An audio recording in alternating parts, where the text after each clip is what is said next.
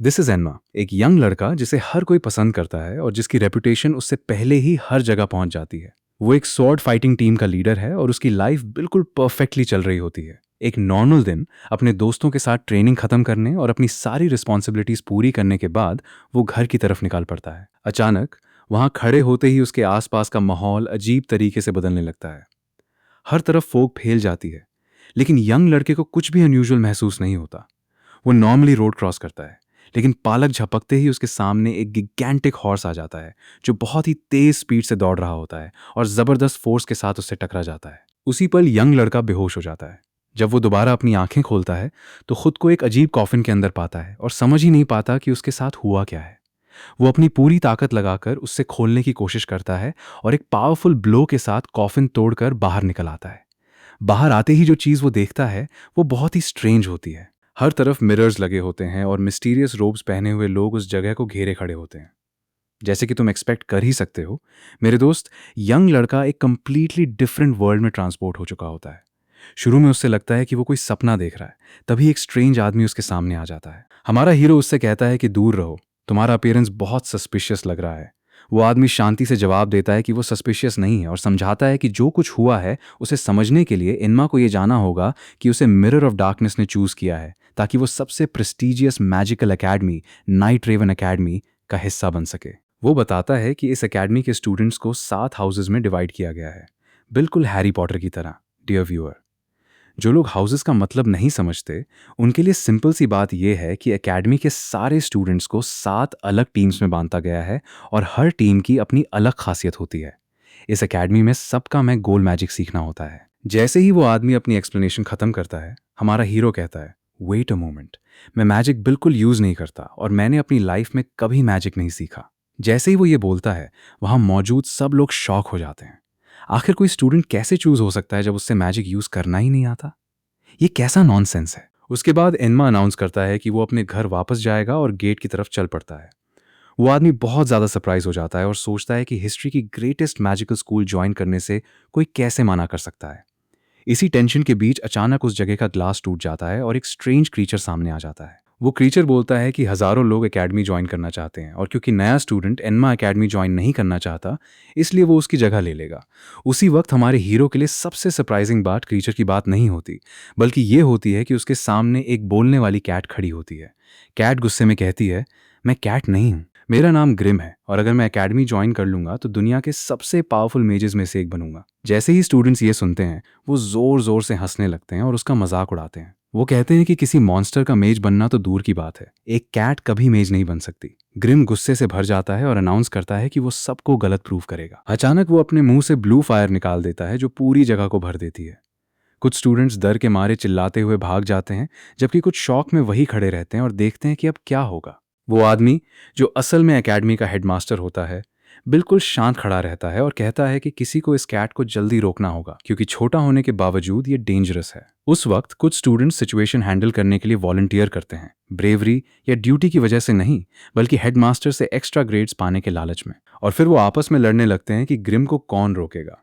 इसी बीच बाकी स्टूडेंट्स अलग अलग तरह से रिएक्ट करते हैं।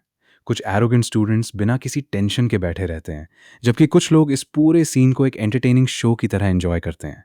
इस सारी काओस के बीच एक रेड हेयर्ड स्टूडेंट धीरे धीरे ग्रिम की तरफ बढ़ता है। गुस्से से भरा हुआ वो कहता है, इस बस्टर्ड की हिम्मत कैसे हुई इस प्रेस्टिजियस एकेडमी को बर्बाद करने की। उसी वक्त इनमा ये सब देख रहा होता है। जैसे ही वो यंग स्टूडेंट ग्रिम के पास पहुंचता है, इनमा अचानक जंप करता है और उससे पुश करके फायर लगने से बचा लेता है। रेड हेयर्ड स्टूडेंट गुस्से में चिल्लाता है, क्या तुम इडियट हो या क्या, मुझसे दूर रहो। फिर वो उठकर सीधा ग्रिम की तरफ बढ़ता है, अपनी मैजिक वांड निकलता है और एक स्पेल कास्ट करता है जो ग्रिम की नेक के अराउंड एक रेस्ट्रेंट बना देता है, जिससे ग्रिम दोबारा मैजिक यूज नहीं कर पाता और ब्लू फायर भी रिलीज नहीं कर पाता। उस वक्त हेडमास्टर ताली बजाता है और हमें पता चलता है कि उस रेड हेयर्ड स्टूडेंट का नाम रिडल है, जो हार्ट्स लब्यूल हाउस का लीडर है। इसके बाद हेडमास्टर ग्रिम को एकेडमी से बाहर निकाल देता है, जबकि एन्मा जमीन पर बैठा हुआ पूरी तरह शॉक में होता है। एन्मा अपने मन में सोचता है कि वो एक दूसरी दुनिया में आ चुका है, एक ऐसी दुनिया जो मैजिक से भारी हुई है, लेकिन उसकी अपनी दुनिया में अभी भी बहुत सारे काम बाकी हैं, जैसे स्वॉर्ड फाइटिंग टूर्नामेंट्स में पार्टिसिपेट करना। अचानक रिडल उसकी सोच तोड़ते हुए गुस्से में कहता है, तुम्हारी हिम्मत कैसे हुई मुझे टच करने की, तुम स्काउंड्रल। वो उसका थैंक यू करने के बजाय उस पर ही गुस्सा करता है, जबकि एन्मा ने उसकी जान बचाई थी। उस वक्त दो स्टूडेंट्स बीच में आते हैं और रिडल को थोड़ा शांत करते हुए कहते हैं कि एनमा एकेडमी में बिल्कुल नया है और उसे अभी कुछ भी नहीं पता। हमारा हीरो भी कॉन्वर्सेशन में शामिल होते हुए कहता है कि वो वैसे भी एकेडमी ज्वाइन नहीं करेगा क्योंकि उसे मैजिक यूज़ करना ही नहीं आता। रिडल जवाब देता है कि मिरर ऑफ डार्कनेस कभी भी किसी ऐसे इंसान को समन नहीं कर सकता जिसे मैजिक यूज़ करना ना आता हो। उसी वक्त dear viewer, mirror of darkness खुद बोल उठता है और कंफर्म करता है कि एनमा नाम के इस यंग लड़के से बिल्कुल भी मैजिकल एनर्जी एमिट नहीं हो रही। ये बात बहुत ही स्ट्रेंज होती है क्योंकि हर साल जो पर्सन समन किया जाता है वो एक लेजेंडरी मैजिक यूजर होता है। हेडमास्टर फिर कहता है कि एनमा को एकेडमी में एक्सेप्ट करना इम्पॉसिबल है और मिरर को यूजे उसके होमलैंड वापस भेजना होगा। हेडमास्टर मिरर के पास जाता है और एक स्पेल एक्टिवेट करते हुए कहता है, ओ मिरर, इस यंग लड़के को उस जगह वापस भेज दो जहां वो बिलोंग करता है। लेकिन मिरर अचानक रुक जाता है और अनाउंस करता है कि एनमा कहीं भी बिलोंग नहीं करता। हमारा हीरो ये सुनकर पूरी तरह शॉक हो जाता है और कंफ्यूजन में सोचता है कि इसका मतलब आखिर हो क्या सकता है। बाद में उसे समझ आता है कि मिरर सिर्फ इसी वर्ल्ड के अंदर मौजूद जगहों पर ही लोगों को ट्रांसपोर्ट कर सकता है और क्योंकि एनमा किसी दूसरी दुनिया से आया है, मिरर उसे वापस नहीं भेज सकता। हेडमास्टर एनमा से पूछता है कि क्या वो किसी नेबरिंग किंगडम से आया है। एनमा जवाब देता है कि वो जापान से है। हेडमास्टर उसकी बात पर यकीन नहीं करता क्योंकि इस दुनिया में जापान नाम की कोई जगह ही नहीं है। शॉर्ट में न हेडमास्टर और न ही स्टूडेंट्स ये समझ पाते हैं कि एनमा असल में एक कंप्लीटली डिफरेंट वर्ल्ड से आया हुआ इंसान है। वो बस इतना ही मानते हैं कि एनमा किसी पास के किंगडम या कंट्री से आया है।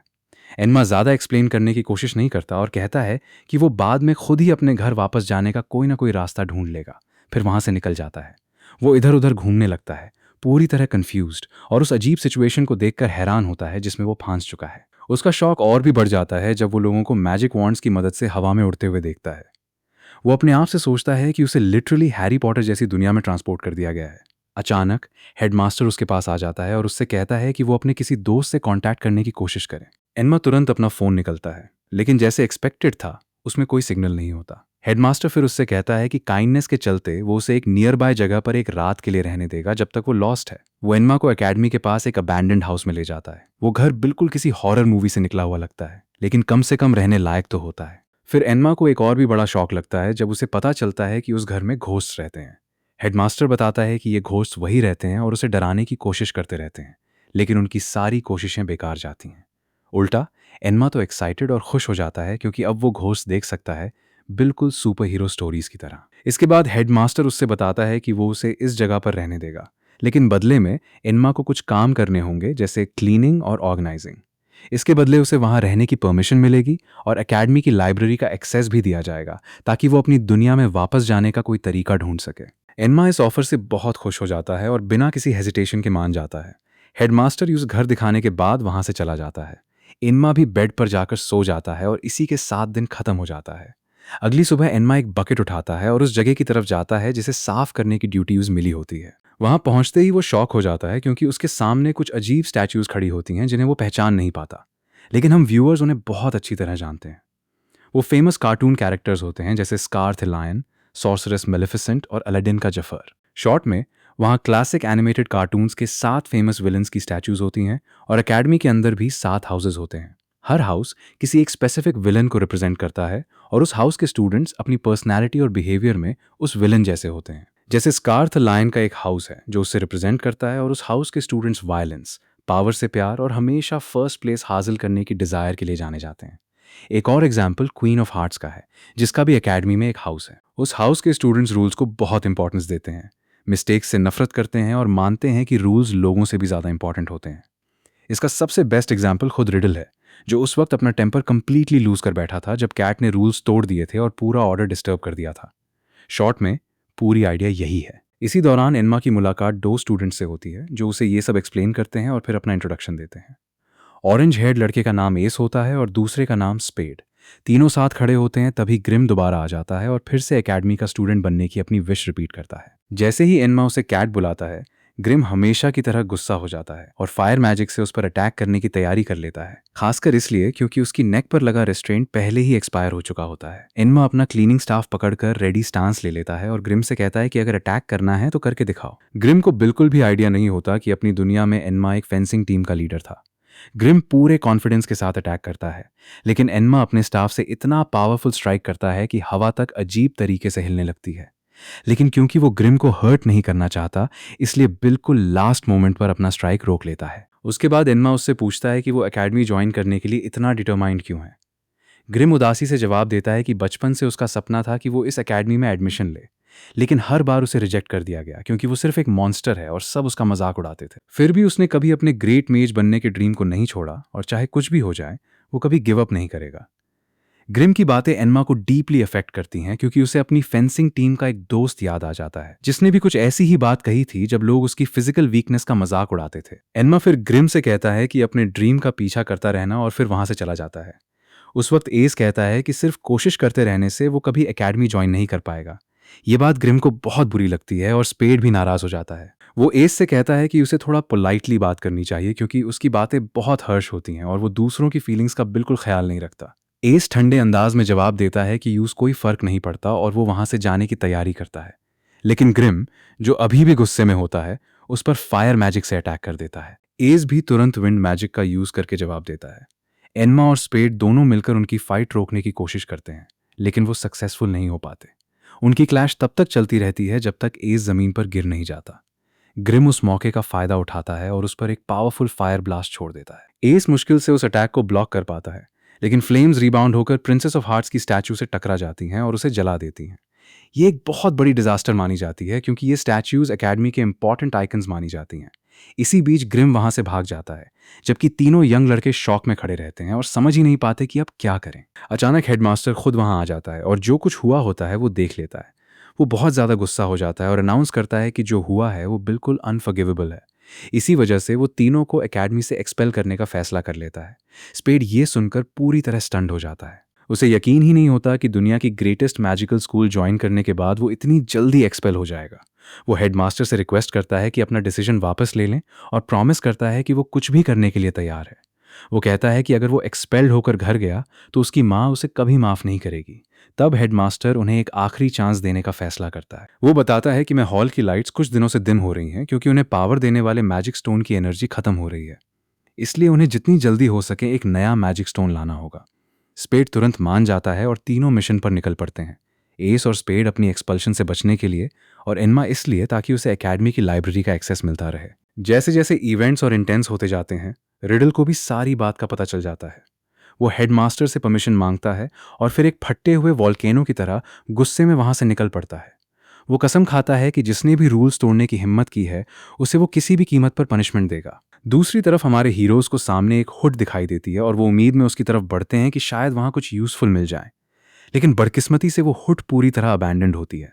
न वहां कोई इंसान होता है और ना ही कोई काम की चीज मिलती है।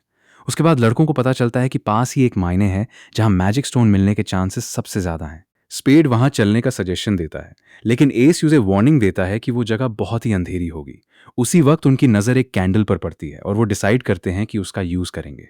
लेकिन प्रॉब्लम ये होती है कि उसे जलाया कैसे जाए। एन्मा सजेस्ट करता है कि मैजिक यूज कर लो, लेकिन एस और स्पेड बताते हैं कि उनकी मैजिकल एनर्जी पहले ही खत्म हो चुकी है और फायर मैजिक यूज करना इतना आसान भी नहीं होता। अचानक ग्रिम सामने आ जाता है और उनके लिए कैंडल जला देता है। साथ ही वो बताता है कि वो शुरू से ही उनका पीछा कर रहा था क्योंकि वो एक पावरफुल मैजिक स्टोन ढूंढ रहा है ताकि अपनी पावर बढ़ा सके। ग्रुप डिसाइड करता है कि ग्रिम को भी अपने साथ मायने में ले जाएंगे। रास्ते भर ग्रिम बहुत एरोगेंट बिहेव करता है। वो कहता है कि सब लोग उसके फॉलोअर्स हैं और लीडर वो खुद है, इसलिए सबसे आगे चलने का हक भी उसी का है। लेकिन जैसे ही वो लोग मायने के एंट्रेंस पर पहुंचते हैं, ग्रिम का सारा एरोगेंस एक ही पल में गायब हो जाता है क्योंकि मायने का डरावना एंट्रेंस देखकर वो बुरी तरह डर जाता है। ग्रुप माइन के अंदर एंटर करता है और मैजिक स्टोन की तलाश शुरू कर देता है। सिर्फ कुछ ही मिनट गुजरते हैं कि उन्हें एक अजीब सी आवाज सुनाई देती है। जैसे एक्सपेक्टेड था, चीजें बिल्कुल स्मूथली नहीं चलती। वो देखते हैं कि मिट्टी हवा में उड़ रही है और उन्हें समझ आ जाता है कि मायने के अंदर कोई बहुत ही बड़ा क्रीचर मूव कर रहा है। बिना एक सेकंड वेस्ट किए सब लोग एक बड़े से पठार के पीछे छुप जाते हैं और एन्मा तुरंत कैंडल बुझा देता है। तब एक बहुत ही बड़ा और स्ट्रेंज मॉन्स्टर सामने आता है जो बिना किसी वजह के जोर जोर से चीख रहा होता है। उसकी आवाज इतनी टेरिफाइंग होती है कि सुनने वाले की रूह तक कांप जाए। चारों लोग बहुत डर के साथ चुपचाप छुपे रहते हैं जब तक मॉन्स्टर वहां से दूर नहीं चला जाता। इसी दौरान ग्रिम को लगभग छींक आ जाती है और उसके मुंह से आवाज निकालने ही वाली होती है। सब लोग तुरंत उसका मुंह पकड़ लेते हैं ताकि उनकी लोकेशन एक्सपोज ना हो जाए। स्पेड कहता है कि वो उस मॉन्स्टर से फाइट करेगा क्योंकि सबसे ज्यादा चांसेस हैं कि मैजिक स्टोन उसी के पास हो। एस और एन्मा तुरंत उसकी बात का विरोध करते हैं और पूछते हैं, क्या तुम्हारा दिमाग खराब हो गया है? लेकिन स्पेड जवाब देता है कि चाहे कुछ भी हो जाए, वो एकेडमी से एक्सपेल नहीं होगा और अपनी लाइफ में कभी भी गिव अप नहीं करेगा। स्पेड तुरंत मॉन्स्टर की तरफ दौड़ पड़ता है। जैसे ही मॉन्स्टर उससे देखता है, वो उस पर अटैक कर देता है। स्पेड मुश्किल से उस अटैक से बचता है और समझ जाता है कि मॉन्स्टर की स्ट्रेंथ बहुत ज़्यादा है, लेकिन उसकी स्पीड काफ़ी स्लो है। वो इसी वीकनेस का फ़ायदा उठाने की कोशिश करता है और अपनी पूरी ताकत से अटैक करता है, जिससे वो मॉन्स्टर को हिट भी कर देता है। लेकिन मॉन्स्टर पर उस अटैक का कोई असर नहीं होता। तब पता चलता है कि उसका बॉडी गैस से बना हुआ है और वो स्पेड को अपने अंदर निगलने की भी कोशिश करता है। स्पेड किसी तरह मुश्किल से बच निकलता है। उसी वक्त मॉन्स्टर बहुत फास्ट और पावरफुल अटैक्स करना शुरू कर देता है। स्पेड उन सब अटैक्स को स्किलफुली डॉज करता रहता है, लेकिन मॉन्स्टर का एक अटैक आसपास के रॉक्स गिरा देता है और वो पठारों के नीचे दब जाता है। इन्मा और एस ये देखकर शॉक हो जाते हैं। बिना एक पल की देरी किए इन्मा अपने दोस्त को बचाने के लिए तुरंत आगे कूद पड़ता है, ताकि मॉन्स्टर उससे फिनिशिंग ब्लो ना दे सके। एस और ग्रिम भी उसके पीछे आ जाते हैं। इन्मा मॉन्स्टर का ध्यान अपनी तरफ खींच लेता है। मॉन्स्टर अचानक उस पर अटैक कर देता है, जिससे इन्मा एक पल के लिए फ्रीज हो जाता है और समझ नहीं पाता कि क्या करें। तभी एस बीच में आता है और विंड मैजिक का यूज करके उसकी जान बचा लेता है। उधर ग्रिम सीधा मॉन्स्टर पर फायर मैजिक से अटैक करता है, लेकिन मॉन्स्टर पर उसका भी कोई असर नहीं होता। उल्टा मॉन्स्टर और भी पावरफुल हो जाता है और उसके अटैक्स पहले से भी ज्यादा वायलेंट हो जाते हैं। इनमा इन सब बातों को इग्नोर करता है और तुरंत स्पेड की तरफ भागता है। वो चेक करता है तो शुक्र है, स्पेड बिल्कुल सेफ होता है। अचानक उनकी नज़र मैजिक स्टोन पर पड़ती है। स्पेड खुशी से कहता है कि अब उन्हें एकेडमी से एक्सपेल नहीं किया जाएगा, लेकिन उसी वक्त मॉन्स्टर की भी नज़र उस स्टोन पर पड़ जाती है और वो उनकी तरफ पूरी स्पीड से दौड़ता है, ताकि वो लोग उस स्टोन तक ना पहुंच सकें। इनमा स्पेड को उठाता है और पूरी स्पीड से भागना शुरू कर देता है। एस और ग्रिम भी उनके पीछे पीछे दौड़ते हैं और धीरे धीरे मॉन्स्टर से काफ़ी डिस्टेंस बना लेते हैं। स्पेड सजेशन देता है कि उन्हें वापस जाकर मॉन्स्टर से फाइट करनी चाहिए, लेकिन एस उसकी बात का जोर से विरोध करता है। तब एन्मा बीच में बोलता है कि उन्हें सच में वापस जाना होगा, लेकिन इस बार एक सॉलिड प्लान के साथ और एक टीम बनकर, क्योंकि अगर सब मिलकर लड़ेंगे तो मॉन्स्टर को हराना बहुत आसान होगा। एस और स्पेड पहले तो अपनी आपस की टेंशन की वजह से इस आइडिया को रिजेक्ट कर देते हैं। तब एन्मा उन्हें याद दिलाता है कि अगर वो कोऑपरेट नहीं करेंगे तो एकेडमी से एक्सपल्शन उनकी फाइनल डेस्टिनी होगी। ये सुनते ही दोनों बहुत एंग्शियस हो जाते हैं और आखिरकार मिलकर काम करने के लिए रेडी हो जाते हैं। प्लान शुरू होता है। एन्मा मॉन्स्टर को केव से बाहर निकलता है और जैसे ही मॉन्स्टर बाहर आता है, एस अपनी विंड मैजिक से उस पर पावरफुल अटैक्स करना शुरू कर देता है, लेकिन मॉन्स्टर पर उन अटैक्स का भी कोई असर नहीं होता। एस बार बार अटैक करता रहता है और मॉन्स्टर के काउंटर अटैक्स को मुश्किल से डॉज करता हुआ आखिर एक पावरफुल टोर्नाडो क्रिएट कर देता है, जिससे मॉन्स्टर कंफ्यूज हो जाता है। तब इन्मा ग्रिम को सिग्नल देता है। ग्रिम अपनी फ्लेम्स उस टोर्नाडो के अंदर छोड़ देता है और वो टोर्नाडो एक गिगैंटिक फायर व्हर्लविंड में बदल जाता है। उसके बाद स्पेड भी फाइट में शामिल होता है और अपनी मैजिक एक्टिवेट करके गिगैंटिक मेटल समन करता है, जिनसे वो मॉन्स्टर पर लगातार अटैक्स करता रहता है। एक के बाद एक अटैक्स पड़ते रहते हैं और धीरे धीरे मॉन्स्टर कोलैप्स होने लगता है। आखिर में तीनों मिलकर एक डिसाइसिव 3-वे अटैक एग्जीक्यूट करते हैं, जो मॉन्स्टर को कंप्लीटली डिस्ट्रॉय कर देता है।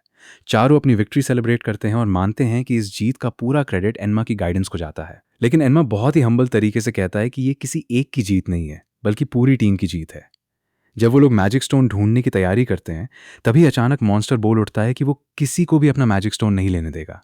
इस बात से पता चलता है कि मॉन्स्टर अभी भी जिंदा है। मॉन्स्टर अचानक उठ खड़ा होता है और लगभग एस को खत्म ही कर देता, लेकिन बिल्कुल लास्ट मोमेंट पर रिडल वहां आ जाता है और एक तेज फायर अटैक से मॉन्स्टर को हमेशा के लिए कंप्लीटली डिस्ट्रॉय कर देता है। एस खुशी से भर जाता है और हैरानी से कहता है कि उसकी जान बच गई, लेकिन रिडल गुस्से में जवाब देता है, मैं उन लोगों को क्यों बचाऊं जिन्होंने रूल्स तोड़े हैं। वो जोर देकर कहता है कि रूल्स तोड़ना कभी माफ नहीं किया जा सकता और वो उन सबको सख्त पनिशमेंट देगा। वो उनका मजाक भी उड़ाता है कि एक इतने वीक मॉन्स्टर को हराने में उन्हें इतना ज्यादा टाइम लग गया, क्योंकि रिडल हार्ट्सलब्यूल हाउस का लीडर है, जिसमें एस और स्पेड दोनों बिलोंग करते हैं, और ये हाउस रूल से प्यार करने वाली क्वीन ऑफ हार्ट्स को रिप्रेजेंट करता है, इसलिए उसका इतना स्ट्रिक्ट होना बिल्कुल एक्सपेक्टेड है। रिडल ऑर्डर देता है कि एस और स्पेड को तुरंत ले जाया जाए। दोनों चिल्लाते हुए वहां से घसीट कर ले जाए जाते हैं, जबकि एन्मा बस बेबस होकर सब कुछ देखता रहता है और कुछ भी नहीं कर पाता। उसके बाद एन्मा मैजिक स्टोन निकालने लगता है ताकि उसे एकेडमी में वापस ले जाकर अपने दोस्तों को एक्सपल्शन से बचा सके। ग्रिम स्टोन लेने की कोशिश करता है, लेकिन एन्मा उसे रोक देता है। ग्रिम समझाता है कि उसकी सारी मैजिकल एनर्जी खत्म हो चुकी है और वो सिर्फ अपनी पावर वापस पाना चाहता था, लेकिन एन्मा फिर भी उसे मैजिक स्टोन देने से मना कर देता है। उसी वक्त ग्रिम को एक बहुत ही पावरफुल मैजिकल एनर्जी की स्मेल आती है। वो तुरंत बाहर की तरफ दौड़ता है और देखता है कि ये एनर्जी मॉन्स्टर के बचे हुए रिमेन्स से आ रही हैं। ग्रिम उन रिमेन्स को खा जाता है और तुरंत उसकी मैजिकल पावर बहुत ज्यादा बढ़ जाती है। वो बेहद खुश हो जाता है। एन्मा और ग्रिम एकेडमी वापस लौट आते हैं। एन्मा मैजिक स्टोन हेडमास्टर को दे देता है। हेडमास्टर उनकी सक्सेस देखकर शॉक हो जाता है और जब उसे पूरी कहानी पता चलती है तो वो और भी ज़्यादा हैरान रह जाता है। हेडमास्टर बताता है कि एकेडमी के ज़्यादातर स्टूडेंट्स सिर्फ अपनी मैजिकल पावर पर डिपेंड करते हैं और टीम वर्क करना उनके लिए बहुत मुश्किल होता है। लेकिन एन्मा ने एस और स्पेड को एक साथ लाकर एक टीम की तरह काम करवाया, जो बहुत ही रेयर बात है। हेडमास्टर एन्मा की इंटेलिजेंस और एक्सेलेंस को एक्नॉलेज करता है और डिसाइड करता है कि एन्मा और ग्रिम दोनों को पार्टनर्स के रूप में एकेडमी में एनरोल किया जाएगा। एन्मा अपनी इंटेलेक्ट और इंटेलिजेंस के साथ और ग्रिम अपनी मैजिकल एनर्जी के साथ एक दूसरे की कमी पूरी करेंगे। ग्रिम खुशी से उछल पड़ता है, जबकि एन्मा इससे एक अच्छा मौका मानता है नए लोगों से मिलने का और अपने होमलैंड वापस जाने का रास्ता ढूंढने का, साथ ही इस नए एटमॉस्फेयर का मजा लेने का। आखिर में हेडमास्टर ग्रिम के गले में एक मैजिकल बैज लगा देता है, जो ऑफिशियली उसके नाइट रेवन एकेडमी में एनरोलमेंट को कंफर्म करता है। साथ ही वो एन्मा को एक मैजिकल कैमरा भी देता है, जो फ्यूचर में कई तरह से उसकी मदद करेगा। उसी वक्त ग्रिम एक्साइटमेंट से उछल पड़ता है और खुशी हमारे हीरो एन्मा के चेहरे पर भी साफ दिखाई देती है। इतनी सारी इवेंट्स के बाद एन्मा वापस उस घर में सोने के लिए चला जाता है और ग्रिम भी उसके साथ चला जाता है। ऐसा लगता है जैसे अब वो परमानेंटली वही सेटल होने वाला हो। एन्मा अभी अपनी आंखें बंद ही करने वाला होता है कि अचानक दरवाजे पर नॉक होती है। वो उठकर देखने जाता है कि कौन है। दरवाजे पर एस खड़ा होता है। वो कहता है कि अब वो कभी भी उस जगह वापस नहीं जाएगा जहां रिडल हो। एस अंदर आता है और एन्मा के साथ बैठकर बताता है कि उसके साथ क्या हुआ। वो एक्सप्लेन करता है कि रिडल की पनिशमेंट के बाद सब कुछ ठीक चल रहा था, लेकिन थोड़ी देर पहले उसे बहुत भूख लगी। वो रेफ्रिजरेटर खोलता है और उसके अंदर एक बहुत ही डिलिशियस दिखने वाला केक देखता है। खुद को रोक ना पाने की वजह से वो उस केक का एक पीस खा लेता है, ये सोचकर कि किसी को पता भी नहीं चलेगा। लेकिन सरप्राइज की बात यह होती है कि रिडल उसके बिल्कुल पीछे खड़ा होता है, एक बहुत ही टेरिफाइंग एक्सप्रेशन के साथ। एस शॉक में सीधा जमीन पर गिर जाता है। रिडल कहता है कि वो केक उसका था और उसने उसे स्पेशली इसलिए खरीदा था क्योंकि उसका यूज खाने का मन था। जो एस ने किया है वो बिल्कुल अनएक्सेप्टेबल है। उसके बाद रिडल एस पर एक स्पेल कास्ट करता है और उसकी नेक पर एक कॉलर लगा देता है, जो उसे मैजिक यूज करने से रोक देता है। इसके बाद एस वहां से निकालकर सीधा एन्मा के पास आ जाता है। जब एन्मा पूरी कहानी सुनता है तो वो एस से कहता है कि इस बार गलती उसी की है, क्योंकि बिना परमिशन किसी और की चीज लेना चोरी होती है और उसे रिडल से माफी मांगनी चाहिए। एस पहले तो मना कर देता है, लेकिन एन्मा उसे एक तीखी और सीरियस नजर से देखता है। आखिरकार एस मान जाता है, लेकिन एक कंडीशन रखता है कि अगले दिन एन्मा भी उसके साथ चलेगा। एन्मा को इस बात से कोई प्रॉब्लम नहीं होती।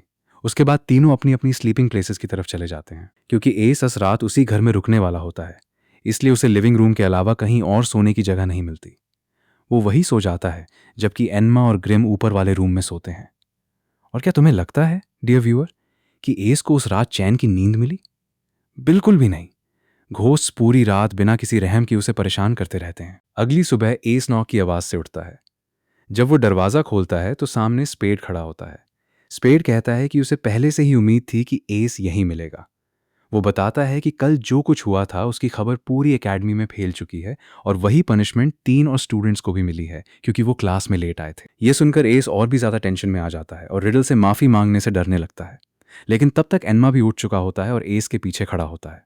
वो उसे रीअश्योर करता है कि डरने की कोई ज़रूरत नहीं है और उसे बस ऑनेस्टली माफ़ी मांग लेनी चाहिए। उसके बाद एन्मा एस का हाथ पकड़ता है और उसे सीधा एकेडमी की तरफ ले चलता है। उधर ग्रिम हमेशा की तरह एकेडमी के अंदर एंटर करते ही उस जगह को देखकर पूरी तरह अमेज्ड हो जाता है। वो देखते हैं कि एकेडमी में बहुत सारे मैजिकल गेट्स हैं। स्पेड एन्मा को बताता है कि हर गेट किसी एक स्पेसिफिक हाउस तक ले जाता है, जैसे रेड गेट सीधा हार्ट्सलब्यूल हाउस में ले जाता है। ये कहने के बाद सब लोग रेड गेट के अंदर एंटर करते हैं और एन्मा भी हैरानी के साथ उनके पीछे चला जाता है। एक ही पल में सब लोग एक बिल्कुल अलग जगह पर ट्रांसपोर्ट हो जाते हैं। इन्मा के सामने एक बहुत ही मैग्निफिसेंट और ब्यूटीफुल पैलेस होता है और उसके आसपास रोजेस से भरा हुआ एक खूबसूरत गार्डन होता है। उन रोजेस के बीच एक यंग लड़का व्हाइट रोजेस को रेड कलर से पेंट कर रहा होता है। जैसे ही वो हमारे हीरोज को देखता है, वो सबको पहचान लेता है, खासकर एस को, क्योंकि उसके बारे में न्यूज़ पूरी एकेडमी में फैल चुकी होती है। उस यंग लड़के का नाम केटर है। वो स्पेड और एस के पास आता है और उनके साथ एक फ़ोटो लेता है, जिससे पता चलता है कि वो बहुत ही फ्रेंडली और सोशल नेचर का इंसान है। वो थर्ड ईयर स्टूडेंट है, जबकि एस और स्पेड अभी फर्स्ट ईयर स्टूडेंट्स हैं। इंट्रोडक्शन के बाद केटर उनसे रिक्वेस्ट करता है कि पार्टी होने वाली है और ट्रेडिशन के हिसाब से सारे रोजेस रेड होने चाहिए, इसलिए वो उसकी हेल्प करें। सब लोग बिना किसी प्रॉब्लम के मान जाते हैं। एस और एन्मा रेड पेंट की बकेट्स उठाते हैं और रोजेस को पेंट करना शुरू कर देते हैं, जबकि स्पेड और ग्रिम अपनी मैजिक का यूज करने की कोशिश करते हैं। लेकिन स्पेड अपना स्पेल प्रॉपरली कास्ट नहीं कर पाता और ग्रिम हमेशा की तरह ट्रीज को ही जला देता है। केटर तुरंत अपनी मैजिक का यूज करके फायर को बुझा देता है और पूरे ट्री को रेड कलर में बदल देता है। उसके बाद वो कहता है कि रिडल के आने से पहले सारा काम खत्म हो जाना चाहिए ताकि सब कुछ प्रॉपरली ऑर्गेनाइज दिखे। वो ये भी बताता है कि इस हाउस के सब मेंबर्स रूल्स को बहुत इंपॉर्टेंस देते हैं, लेकिन रिडल उन सबसे भी ज्यादा स्ट्रिक्ट है, कभी कभी जरूरत से भी ज्यादा। केटर की बात करने के अंदाज से साफ लगता है कि वो कुछ ना कुछ छुपा रहा है। इसी वक्त एस को याद आता है कि उसे रिडल से माफी मांगनी है। केटर उससे बताता है कि हाउस का एक रूल है जिसके मुताबिक अपॉलॉजी के साथ कॉम्पेंसेशन भी लानी पड़ती है, और सेलिब्रेशन नजदीक होने की वजह से वो कॉम्पेंसेशन एक केक होना चाहिए। लेकिन एस के पास कुछ भी नहीं होता। तब केटर कहता है कि वो उन्हें यहाँ रुकने की परमिशन नहीं दे सकता, क्योंकि अगर रिडल को पता चल गया कि वो बिना कॉम्पेंसेशन के यहाँ आए हैं तो रिडल केटर को भी पनिशमेंट देगा और उसकी नेक पर भी कॉलर लगा देगा।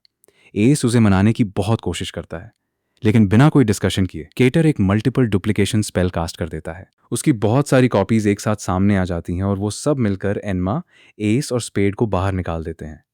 जाते जाते केटर कहता है कि जब तक वो लोग एक केक लेकर वापस नहीं आते तब तक वो उन्हें दोबारा अंदर आने की परमिशन नहीं देगा। एनमा इस अजीब मैजिक को देखकर हैरान रह जाता है, क्योंकि उसने अपनी पूरी जिंदगी में ऐसा कुछ कभी नहीं देखा था। उसके बाद क्लासेस का टाइम हो जाता है और स्कूल का दिन ऑफिशियली शुरू हो जाता है। अब क्योंकि एनमा एकेडमी का ऑफिशियल मेंबर बन चुका होता है, स्पेड उससे उसकी क्लास के बारे में पूछता है और तब उन्हें पता चलता है कि चारों एक ही क्लास में हैं। क्या कोइंसिडेंस है? सब एक साथ अपना स्कूल डे शुरू करने के लिए निकल पड़ते हैं। पहली क्लास स्पेल कास्टिंग की होती है, जिसे प्रोफेसर डाइवस सुपरवाइज करते हैं, जो थोड़े एक्सेंट्रिक नजर आते हैं। जब पहली क्लास खत्म होती है तब दूसरी क्लास शुरू होती है। इस बार प्रोफेसर ट्रेन आते हैं और उनके साथ उनकी कैट भी होती है। वो काफ़ी स्ट्रिक्ट होते हैं और स्टूडेंट्स से कहते हैं कि उनके ग्रेड्स सिर्फ एग्जाम्स पर डिपेंड नहीं करेंगे, बल्कि क्लास के अंदर उनका बिहेवियर भी उनके रिजल्ट्स को अफेक्ट करेगा। तीसरी क्लास फिजिकल एजुकेशन की होती है। इस क्लास को muscle bound instructor Aston conduct करते हैं। वो स्टूडेंट्स से इतनी ग्रूलिंग ट्रेनिंग करवाते हैं, ड्रिल के बाद ड्रिल, कि सब लोग गिरने की हालत में पहुंच जाते हैं। सिर्फ एनमा ही इसे आसानी से हैंडल कर लेता है, क्योंकि अपनी दुनिया में वो फेंसिंग की प्रैक्टिस करता था। उसके बाद फाइनली खाने का टाइम आ जाता है। सारे स्टूडेंट्स डाइनिंग हॉल की तरफ जाते हैं, जहां हर तरह का डिलीशियस फूड मौजूद होता है जो तुम इमेजिन कर सकते हो। हर जगह बहुत सारी क्वांटिटी में खाना होता है और पूरा सीन देखकर ही किसी का भी मन लालचा जाए। हमारे हीरोज में से हर कोई अपनी पसंद का खाना लेता है, ग्रिम भी, और एनमा उसका ध्यान रखता है और उसकी केयर करता है। जब वो लोग अपनी सीट्स की तरफ जा रहे होते हैं तब केटर उन्हें देख लेता है और आवाज लगाकर बुलाता है। पहले तो वो लोग उससे अवॉइड करने की कोशिश करते हैं, क्योंकि उन्हें पहले वाली इंसिडेंट याद होती है। लेकिन केटर खुद उनके पास आ जाता है और बिना किसी डिबेट के उन्हें अपने साथ बैठने पर मजबूर कर देता है। वहीं उनकी मुलाकात एक और थर्ड ईयर स्टूडेंट से होती है जिसका नाम क्लवर है। वो सबसे मिलता है और फिर सब लोग एक साथ बैठकर खाना खाते हुए बातें करने लगते हैं। इनमा पूछता है कि क्या एकेडमी के सारे 7 हाउसेस इतने ही लग्जरियस हैं। क्लवर जवाब देता है कि हाँ, बिल्कुल। वो बताता है कि mirror of darkness he decide करता है कि हर स्टूडेंट किस हाउस में जाएगा, और ये डिसीजन उसके ट्रेड्स के बेसिस पर होता है। उसके बाद क्लावर हर हाउस के बारे में थोड़ी थोड़ी इन्फॉर्मेशन देना शुरू करता है। वो कहता है कि एकेडमी में टोटल 7 हाउसेस हैं। पहला है हार्ट्स लब्यूल, जिसके मेंबर्स रूल्स को लेकर बहुत ही डिवोटेड होते हैं। दूसरा है सावनक्लॉ, जिसके मेंबर्स स्पोर्ट्स और मार्शल आर्ट्स में सबसे बेहतर होते हैं। तीसरा है ऑक्टाविनल, जिसके रेजिडेंट्स एक्स्ट्रॉर्डनरी इंटेलिजेंस और ब्रिलियंट कनिंग के लिए मशहूर होते हैं। चौथा है स्केरेबिया, जिसके मेंबर्स फ्यूचर में होने वाली चीज़ों का प्रिडिक्शन करने में माहिर होते हैं। पांचवा है पॉमिफायर, जिसके मेंबर्स स्पेल्स और कर्सेस में एक्सपर्ट होते हैं। छठा है इग्निहाइड, जिसके स्टूडेंट्स मैजिकल एनर्जी और टेक्नोलॉजी की इंजीनियरिंग में आउटस्टैंडिंग होते हैं, लेकिन वो काफ़ी आइसोलेटेड और अनसोशेबल रहते हैं। और सातवां और आखिरी हाउस है डायसोम्निया, जिसके मेंबर्स लगभग हर चीज़ में सबसे सुपीरियर माने जाते हैं। जब क्लवर अपनी बात खत्म करता है तब वो हॉल में बैठे डायसोम्निया हाउस के स्टूडेंट्स की तरफ इशारा करता है। एस नोटिस करता है कि उनके साथ एक छोटा बच्चा भी बैठा हुआ है। क्लवर उसके बारे में एक्सप्लेन करने ही वाला होता है कि तभी उस स्टूडेंट का नाम लूका सामने आता है। अचानक लूका एक ही पल में उनके पास अपीयर हो जाता है, बिल्कुल ऐसा जैसे उसने टेलीपोर्ट किया हो। वो उनसे कहता है कि वो थर्ड ईयर स्टूडेंट है, यानी उन सबसे सीनियर है, और अगर उन्हें उसके बारे में जाना था तो सीधा उसी से पूछ सकते थे। चुपके चुपके देखने की जरूरत नहीं थी। वो ये भी कंफर्म करता है कि डायसोम्निया के मेंबर्स हमेशा कोऑपरेटिव रहते हैं। लेकिन स्पेड नोटिस करता है कि लूका के फ्रेंड्स के एक्सप्रेशंस काफी एंग्री हैं और वो बिल्कुल कोऑपरेटिव नहीं लग रहे। लूका एस को कुछ कैंडीज देता है और फिर अचानक वापस अपनी सीट पर टेलीपोर्ट जैसा होकर लौट जाता है। इनमा और बाकी सब लोग हैरान रह जाते हैं, क्योंकि वो लोग बहुत धीमी आवाज में बात कर रहे थे और लूका ने सब सुन लिया। और सबसे बड़ी बात, वो टेलीपोर्ट भी कर सकता है। इसी बीच केटर बताता है कि डायसोम्निया हाउस में बहुत ही स्पेशल लोग रहते हैं। उनमें से एक उनका हाउस लीडर है, जिसके बारे में अफवाह है कि वो दुनिया के 5 सबसे पावरफुल मेजेस में से एक है और उसकी सिग्नेचर स्पेल बहुत ही डेंजरस और पावरफुल है। इनमा ये सुनकर सरप्राइज हो जाता है। तब क्लवर एक्सप्लेन करता है कि हर इंसान के पास एक यूनिक सिग्नेचर स्पेल होती है। जैसे केटर की स्पेल मल्टीपल डुप्लीकेशन है और रिडल की सिग्नेचर स्पेल वो कॉलर है जो कुछ समय के लिए किसी भी इंसान को मैजिक यूज करने से रोक देती है। अचानक एस बात काट देता है और कहता है कि अब उसे उस इडियट रिडल से माफी भी मांगनी पड़ेगी और उसके लिए केक भी ले जाना पड़ेगा, क्योंकि वो रूल्स को एक अजीब ही लेवल पर प्यार करता है। जैसे ही वो ये बोलता है, उसे महसूस होता है कि कोई उसके बिल्कुल पीछे खड़ा है। वो पलटकार देखता है तो सामने खुद रिडल खड़ा होता है और बस एक ही पल में एस बहुत बुरी सिचुएशन में फंस जाता है। उसी वक्त रिडल कहता है कि हेडमास्टर ने जो कुछ हुआ था उसके लिए उन सबको माफ कर दिया है, लेकिन वो ये भी कहता है कि हेडमास्टर जरूरत से ज्यादा लीनियंट है और अगर वो खुद हेडमास्टर की जगह होता तो कभी भी उन्हें माफ नहीं करता। एस धीमी आवाज में रिडल के रूल्स का मजाक उड़ाने लगता है, लेकिन रिडल उसकी बात सुन लेता है। वो एस को पकड़ लेता है और कहता है कि उसने पहले उसे माफ करने का सोचा था, लेकिन क्योंकि एस को अपनी गलती का बिल्कुल भी रिमॉर्स नहीं है, इसलिए वो पूरा साल अपनी नेक पर ये लॉक पहनकर रहेगा। उसके बाद रिडल उन सबको कुछ बहुत ही अजीब रूल्स फॉलो करने का ऑर्डर देता है, जैसे टेबल से एग्जैक्टली 15 मिनट्स बाद उठना और खाना खत्म करने के बाद लेमन टी ही पीना। सब लोग बस ओके कहकर उसकी बात मान लेते हैं। उसके बाद रिडल बहुत ही खराब मूड में वहां से चला जाता है, क्योंकि स्टूडेंट्स उसके ऑर्डर्स को बिल्कुल परफेक्टली फॉलो नहीं कर रहे होते और बात किसी इंपॉर्टेंट रूल की भी नहीं होती। वो सिर्फ इस बात पर गुस्सा होता है कि एक स्टूडेंट ने लेमन टी की जगह मिल्क टी पी ली थी। रिडल सच में बहुत ही एक्सेंट्रिक इंसान था। उसके बाद एन्मा नोटिस करता है कि हर कोई रिडल की इतनी स्ट्रिक्ट रूल्स की वजह से कंप्लेन कर रहा है। क्लवर उसका बचाव करते हुए कहता है कि हाउस लीडर होने के नाते ये उसकी ड्यूटी का हिस्सा है। उधर एस के दिमाग में सिर्फ एक ही बात चल रही होती है, उसे जितनी जल्दी हो सके एक केक लेना है। लेकिन फिर उसे याद आता है कि केक्स बहुत एक्सपेंसिव होते हैं और उसके पास इतने पैसे नहीं हैं। एस केटर से पूछता है कि जिस केक को उसने उस दिन रेफ्रिजरेटर से खा लिया था वो किसने बनाया था। केटर जवाब देता है कि वो केक क्लवर ने बनाया था। ये सुनकर सब लोग सरप्राइज हो जाते हैं, क्योंकि वो केक सच में बहुत ही डिलीशियस था। एस तुरंत क्लवर के पास जाता है, उसकी तारीफ करने लगता है, उसके शोल्डर्स मसाज करता है और रिक्वेस्ट करता है कि वो एक और केक बना दें, क्योंकि उसके पास नया केक खरीदने के पैसे नहीं हैं। क्लवर मान जाता है, लेकिन सिर्फ 2 कंडीशंस